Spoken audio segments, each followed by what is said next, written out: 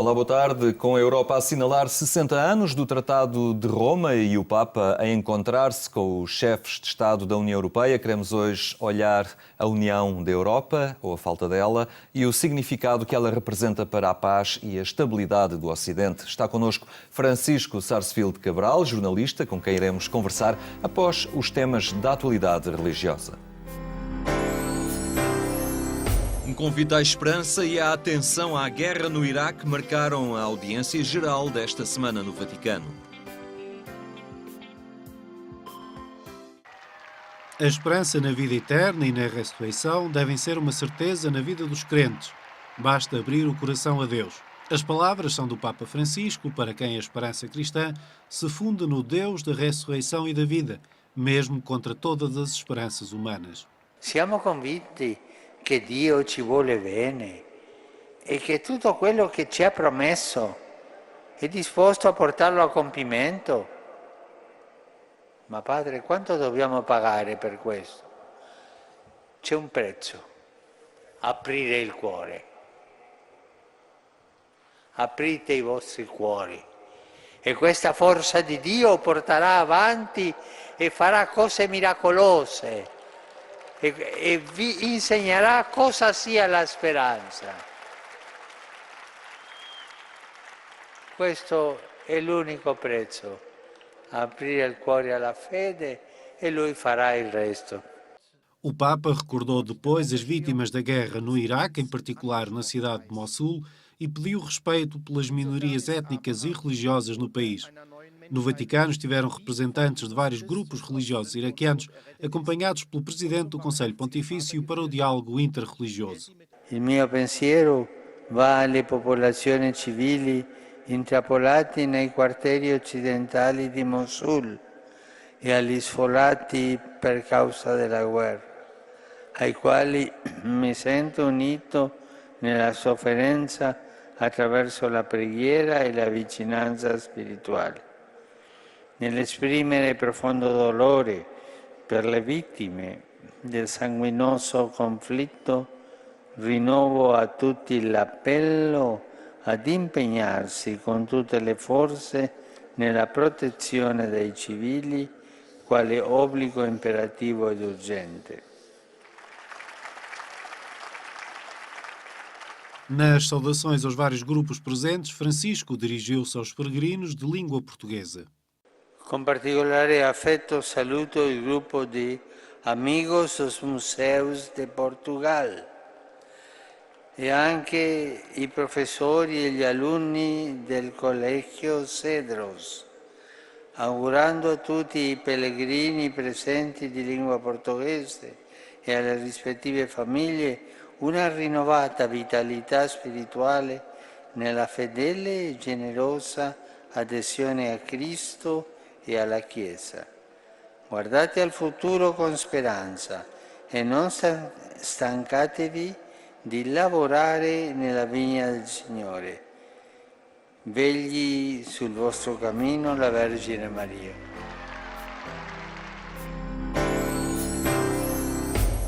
No centenário das aparições, a aldeia do Sabugueiro recebeu pela primeira vez a imagem peregrina de Nossa Senhora de Fátima.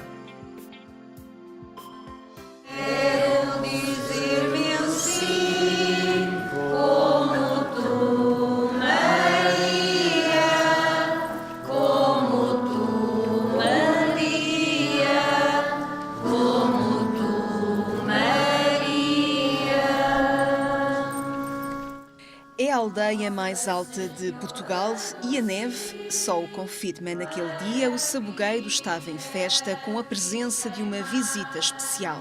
A imagem peregrina de Nossa Senhora de Fátima estava na Igreja Matriz, cumprindo mais uma etapa do seu itinerário pelo Arciprestado de Ceia.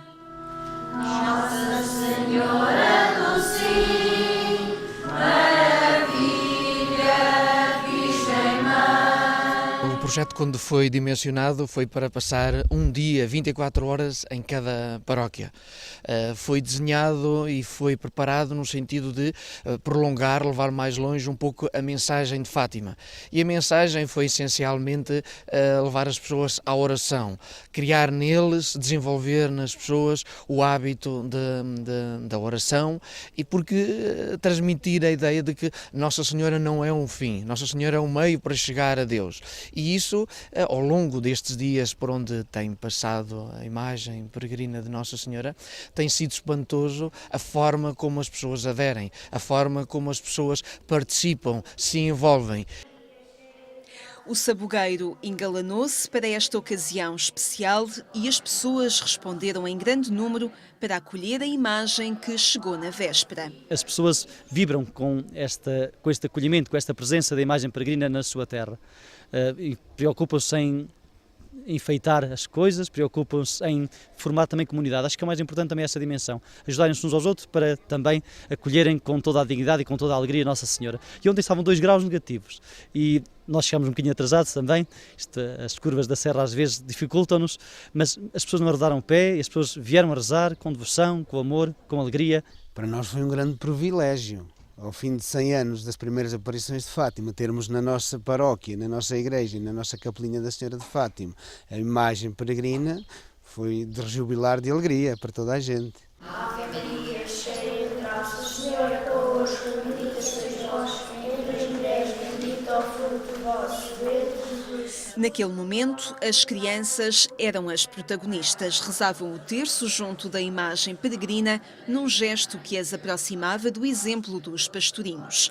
Mas, para os mais novos, este foi também um acontecimento marcante. O que é que tu gostaste mais desta vinda aqui da imagem? Da Nossa Senhora. E o que é que vocês sentiram? Senti muito amor, muita felicidade. E também rezas às vezes. Sim, O que é que tu lhe pedes? para me ajudar nos testes, na escola e no dia a dia. A presença dos mais novos junto da imagem peregrina foi também uma ocasião para envolver as crianças na dinâmica da oração e da devoção mariana. Eu penso que é uma oportunidade realmente quase única das crianças também sentirem-se comprometidas com a oração do terço. Nossa Senhora pediu o terço a crianças, embora com certeza que os adultos terão mais responsabilidade em rezá-lo todos os dias, como ela pediu várias vezes em Fátima, mas é interessante que eles sentem como a mensagem sendo para eles. As crianças de Fátima tinham a mesma idade que eles têm. E ontem, por acaso, achei interessante essa interação que eles sentiram. Perguntei quem tinha 7, 8, 10 anos, a idade dos pastorinhos, e eles foram respondendo. Foi Nossa Senhora que falou a meninos como vós, da vossa idade, e pedias para rezar o terço todos os dias, vamos fazer isso. Eles têm cumprido, têm rezado com alegria, com certeza com as limitações próprias das crianças, mas com amor, que é o mais importante. O sabugueiro assinalou a passagem da Virgem Peregrina em tons de azul e branco, as cores da festa, que aqui era mais de devoção. Nós tentámos não fazer muita ornamentação porque a própria Senhora não podia perder o brilho. E então tentámos só fazer umas coisinhas com as coisas que temos cá na nossa terra, os pinhos, as urzes, para ficar uma coisa só mais bonitinha. De resto, é o branco na serra. Portanto, é a neve, é um encontro da luz na nossa serra, que é branca por natureza. O sabugueiro não é apenas uma passagem que permite o acesso à neve, é uma comunidade viva que celebra e festeja a sua fé. Senhora, leva tudo o que é teu. Senhora, leva tudo o que é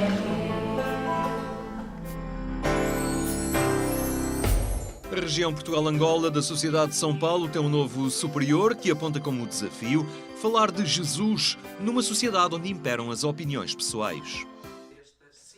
A região Portugal-Angola da Sociedade de São Paulo, os paulistas, tem um novo superior que explicou que o desafio hoje é saber como apresentar Jesus, que é a verdade, numa sociedade de regime de opinião. O maior desafio que eu vejo aqui em Portugal é evangelizar, né, esse povo que aqui está, esse povo que cada vez é mais indiferente, é mais agnóstico, falar da verdade de Jesus Cristo, falar que Ele é caminho, que Ele é verdade e vida, e que Ele é, no fundo, não só o nosso Salvador, mas Ele é a nossa libertação, né? Nós, verdadeiramente, o Evangelho é uma força libertadora. Nesse sentido, eu vejo um grande desafio aqui para Portugal. Os religiosos da Sociedade de São Paulo, a partir de Portugal, também estão presentes em Angola, onde querem participar na formação do povo, ter um seminário e estar, por exemplo, presente nas comunicações sociais. Angola é um país muito grande, um país, ao mesmo tempo, bastante pobre, né? Um país que tem problemas sociais grandíssimos e, ao mesmo tempo, nós vamos para lá começando do nada, né?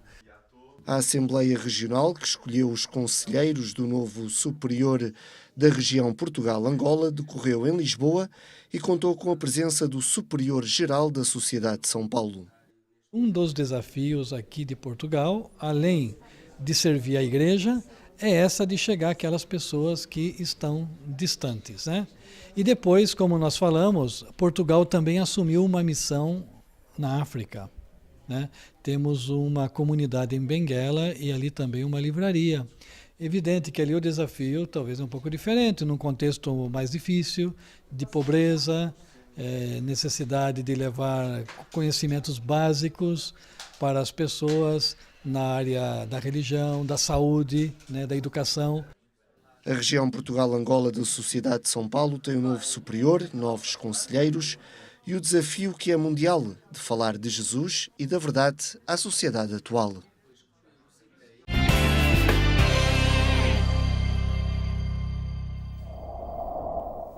Estes são temas que pode acompanhar em agência.eclésia.pt, é a agência de notícias da Igreja Católica.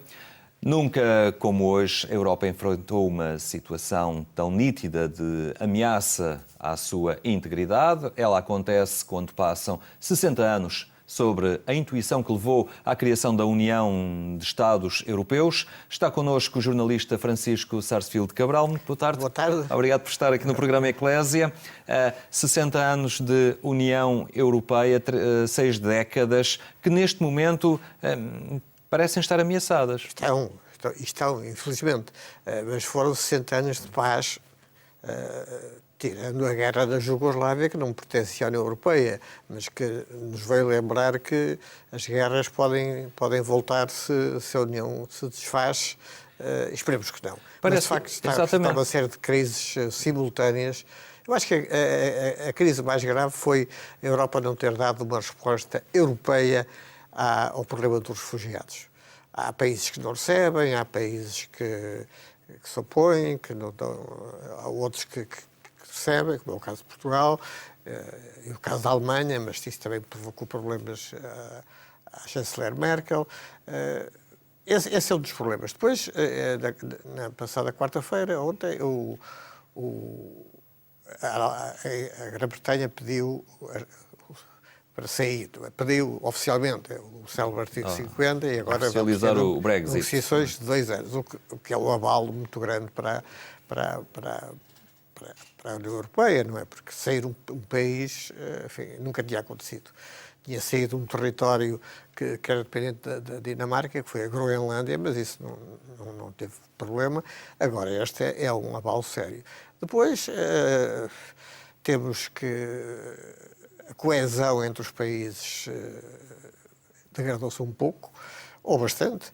A solidariedade também.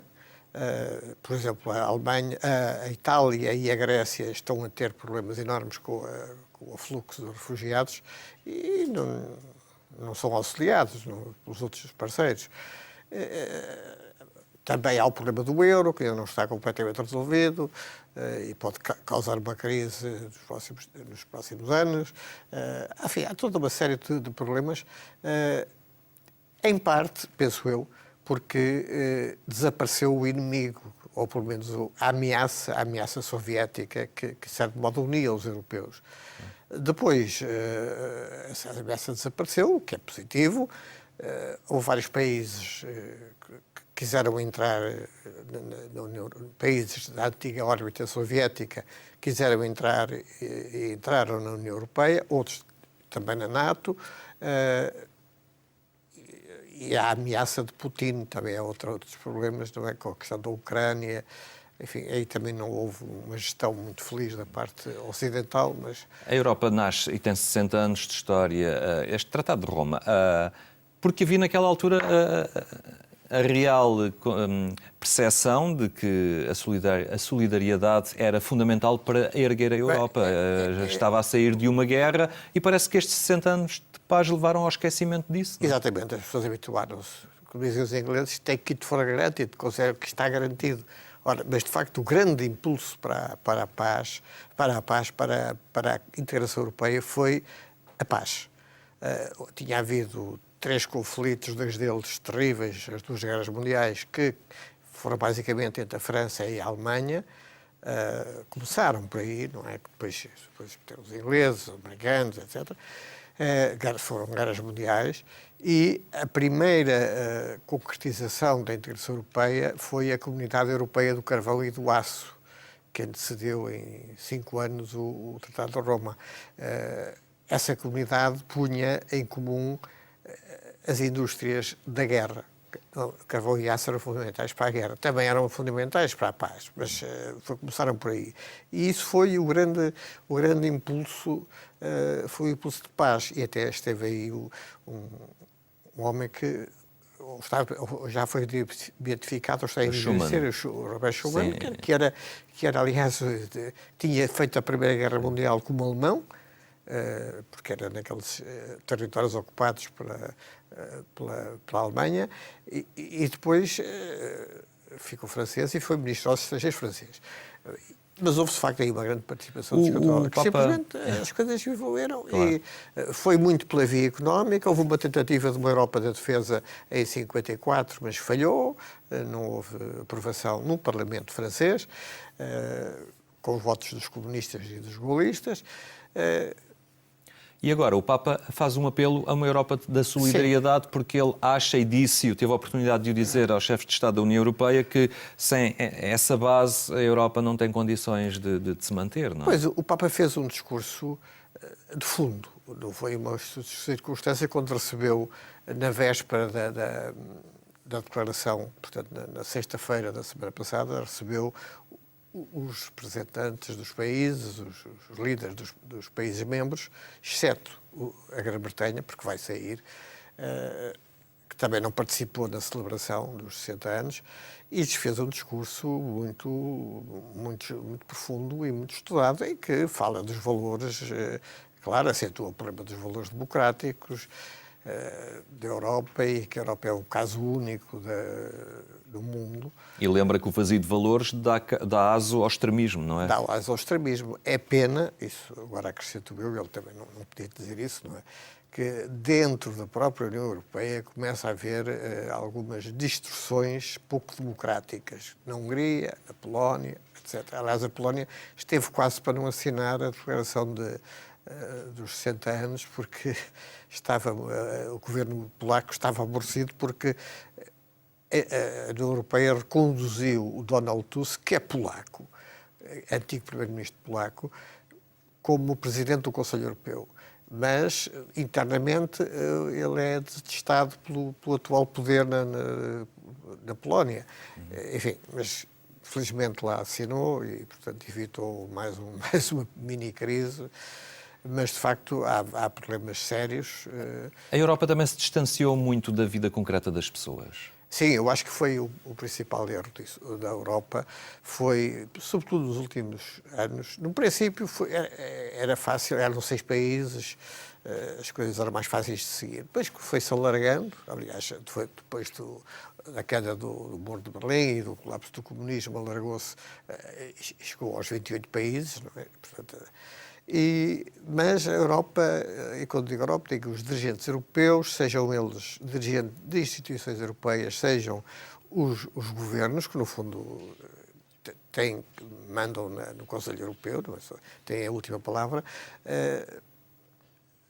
distanciaram-se, os cidadãos forjaram muito os tratados, no segredo dos gabinetes, o que se percebe por um lado, mas não tiveram diálogo com os cidadãos, ignoraram os cidadãos. E até às vezes lhes disseram coisas que não eram verdade. Como, por exemplo, quando a chamada Constituição Europeia, que de facto era um tratado constitucional, não era uma Constituição, foi chumbada pela França e pela Holanda em referendos. Depois fez-se o Tratado de Lisboa, que era basicamente o que estava antes, tirando uns pormenores. Mas eles diziam, não, isto é completamente diferente e tal, não é preciso referendos e tal. Bom, espero que se aprenda a lição, não é? E que não se pode construir a Europa contra os europeus. Não é? Para terminarmos, o Francisco tem acompanhado este tema desde sempre. Sempre. Tem sido a sua vida. Tem sido a sua vida. Está otimista quanto ao futuro? Não, estou preocupado. Não digo que esteja otimista, digo, pode haver, eu julgo que pode haver isto, e com isto, este mini-otimismo. Há quem diga que a ideia de ter aparecido ao mesmo tempo o Brexit, o Trump, que não gosta nada da Europa, né, e felicitou a Grã-Bretanha pelo Brexit, e a ameaça do Putin, e ainda mais os refugiados, e tudo isso, tornou visível a possibilidade da União Europeia acabar. Ora, isso também provocou um certo aliás, a Marine Le Pen disse que se ganhasse, acabava a União Europeia. O que é verdade, se ela ganhar, acaba a União Europeia, provavelmente. E isso também assustou as pessoas ao placo. Afinal, se a gente fizer as contas, pensando bem, isto não é só o dinheiro dos fundos de Bruxelas, é muita outra coisa que é mais importante. E por aí poderá haver uma reação, de dar mais solidez à União. Poderá haver. Francisco Sá-Silva Cabral, muito obrigado por ter estado connosco a olhar esta Europa que esperamos que se mantenha por muitos mais anos. Fica este olhar em torno da situação do velho continente, que ainda se agrega numa união que alguns começam a questionar. Nós ficamos por aqui, mas já sabe que ainda hoje, na Antena 1, pode acompanhar a edição rádio do programa Eclésia, mais logo a partir das 22h45. Tenha então uma boa tarde e até amanhã, se Deus quiser.